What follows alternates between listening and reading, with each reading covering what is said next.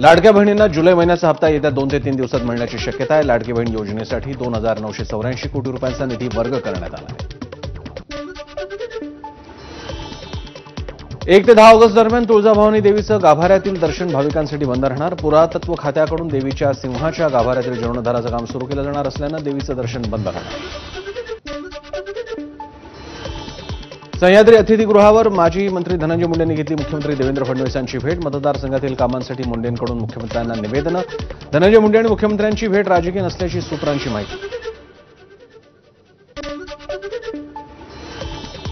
अजित पवारांचा पंकजा मुंडेंना धक्का। 35 वर्षांपासून भाजपात असलेले राजाभाऊ मुंडे आणि त्यांचा मुलगा बाब यांचा अजित पवारांच्या राष्ट्रवादीत प्रवेश। सोमनाथ सूर्यवंशींच्या तुरुंगातील मृत्यूप्रकरणी पोलिसांवर गुन्हा दाखल करण्याचे आदेश योग्य। सुप्रीम कोर्टानं उच्च न्यायालयाचे आदेश कायम ठेवत राज्य सरकारचं अपील फेटाळलं।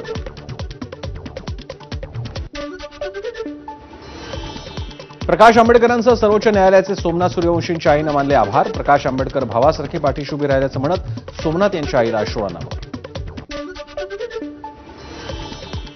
ठाण्यात हिंदीच्या मुद्द्यावरून मनसे पुन्हा आक्रमक। तिसरीच्या अभ्यासक्रमात हिंदी विषय आल्यानं अविनाश जाधवांनी घेतली शिक्षण अधिकाऱ्यांची भेट।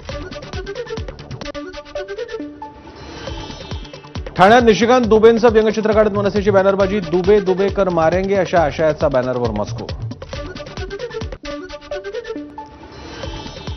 कोल्हापूरमधील महादेवी हत्तीणीला वनतारामध्ये नेल्यानंतर नांदणी ग्रामस्थांचा जिओवर बहिष्कार। जिओचे सिम कार्ड पोर्ट करायला गावकऱ्यांकडून सुरुवात। अंबानी कुटुंबानं धार्मिक भावना दुखावल्याचं सूट।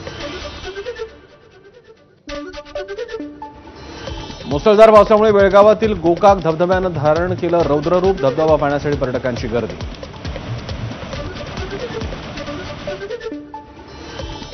गडचिरोलीतील भामरागड लगत वाहणाऱ्या परलकोटा नदीच्या पुलावर पाणी। 50हून अधिक गावांचा संपर्क तुटला।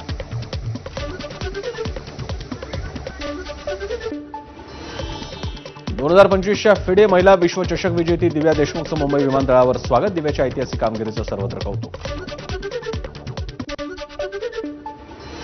मुख्यमंत्री देवेंद्र फडणवीस यांच्या हस्ते 2 ऑगस्टला दिव्या देशमुखचा भव्य सत्कार होणार। केंद्रीय मंत्री नितीन गडकरीही राहणार उपस्थित। बीडमध्ये मद्यधुंद वाहन चालकाचा कहर। हातात दारूची बाटली घेत गाडी चालवतानाचा व्हिडिओ व्हायरल।